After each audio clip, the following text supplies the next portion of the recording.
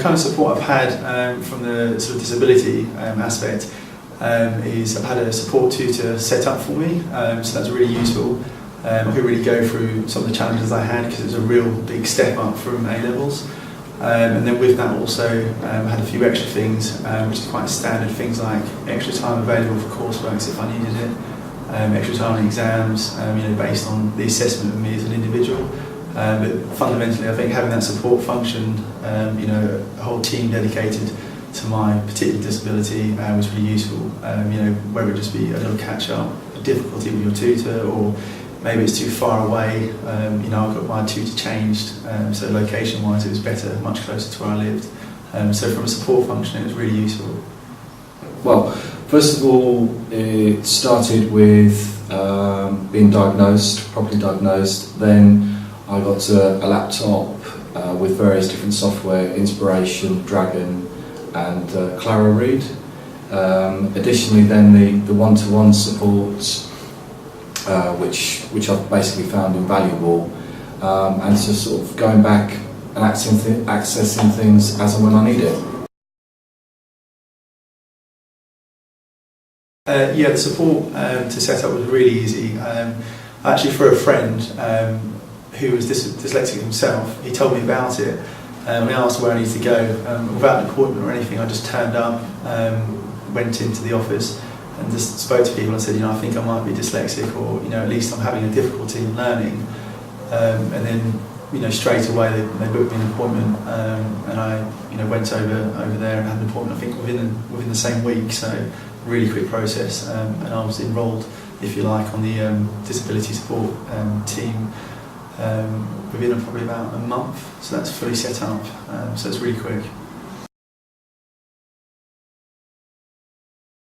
Support has made a huge difference. I think one of the biggest things I struggled with was in lectures, note taking and things like that, also in the classroom. And they're things you can build on with your support tutor. And then going further to that, the actual work, doing the coursework, preparing for the exams and stuff. I had lots of anxieties associated with exams. And with coursework, I had lots of structure issues with the coursework. So they're things I really built on, sort of worked with my support tutor. So immensely helpful, really glad I got involved with it. The one clear instance is that in my exams, when I didn't have the support, first of all, when I had my second lot of exams, when the support was there, my marks improved by 35%. So that was invaluable in that sense, and it gave me the confidence to actually express what my ability was, rather than simply just trying to battle against it within the exam context, because I don't think anybody really likes exams.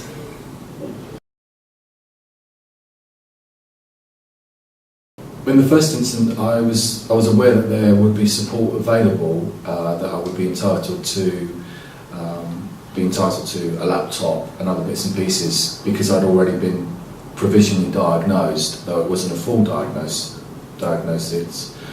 So it was a case of I actually started looking it out, but then once I found out where it was and everything else, then it just started to, it took a life of its own. So I had to find it. It wasn't necessarily ready available. You actually had to access it yourself. Before I came to university, I didn't even look at any disability services and things like that. I actually used to have learning difficulties in middle school, which was when I was about sort of 11, 12 years old, and I excelled through and sort of completely disregarded it and thought, I'm not dyslexic or anything like that, and completely disregarded it. So when I got to university, I was almost sort of too proud to even get any help, and it wasn't until my flatmate, who actually has a reasonable case of dyslexia, that I thought maybe I should get tested, because or screened if you like, because I was just finding work more difficult, the volume of work, and how much you needed to do in the university. What I did find was, because I was going to go and pay for myself to have a proper diagnosis done, I then found out that instead of having to pay hundreds of pounds, the university had the opportunity where you're vastly reduced, I think something like about £50, and you get a full diagnosis, and that really starts the ball rolling. So it was great that I found it. It just took a little bit of time to get there, but when I did, it was great. I think the sort of areas of difficulty or issues I've had with my support in university, I think would be with my immediate lecturers. I don't think a lot of them always knew much about dyslexia, whether it be a mild form or a strong case. One possible suggestion is that if people already hooked into support within their establishment where they're coming from, whether it be school or higher education, that it's a shame that there maybe could be a link up to the disability team. So they're already in. Obviously there are going to be people who would come through who haven't necessarily been highlighted, but that's obviously different. But if you're already highlighted, if there was that link, I think it would make things a little bit easier, and hopefully the time frame would be somewhat shorter. For me, obviously, what I found the difficulty is the reading, the sheer volume of the reading, because of the amount that's got to be read within the time frame. Sometimes that isn't always taken into account, or alternatively, the way it's presented, because I don't find it very easy reading straight from a book, but I much prefer listening to it. It's always presented in the one format, and it's a possibility if it could be presented in either a PDF form or some form of audio, then that would obviously make it a little bit easier, because otherwise you've got to scan everything into your laptop, and then you can then listen to it and effectively read it.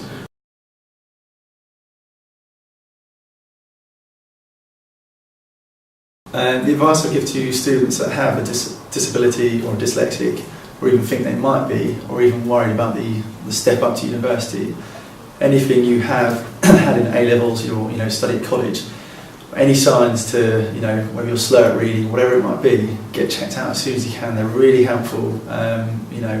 You can get screened. It might turn out you're absolutely fine, you're not dyslexic and whatever else, and that's a good confidence boost. And similarly, if you do have something, which needs addressing, like I did, for example, you've had that support straight away. So straight away, as soon as you get to university, I'd say get onto the disability in a team. Go and see them, have an assessment, and sort of gauge where you're at, because it's going to be beneficial in both senses. Simply don't let it stop you. That's it. Because of where I've come from, because of my schooling, and it wasn't recognised, it wasn't taken into account when I was at school. It's like you're battling against a brick wall continually, whereas now it's recognised, the support's there. You may have to access it, you may have to go through a few hoops to get there, but it's there. Don't let anything stop you from going and achieving your dreams, because at the end of the day, it's down to you. You can achieve it, you've just got to find a way around it.